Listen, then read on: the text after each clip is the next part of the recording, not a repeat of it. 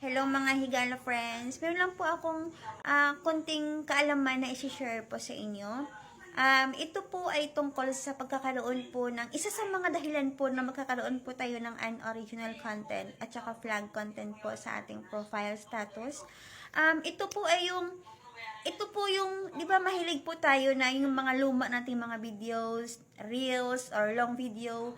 Kasi gusto natin siya na, mapunta doon sa pinakaitaas. So, sinishare po natin siya sa ating mga profile or sa ating wall. So, ayun po, hindi po natin namalayan na sa pag-share po natin ng ating mga videos, sa ating profile is nakakaroon na po tayo ng unoriginal content. Kahit po, di ba, sinabi natin na sarili ko namang video yun eh. Video ko naman po yun eh. Ganon. Pero, nakaka-unoriginal content po yung mga ganon kapag po, kahit po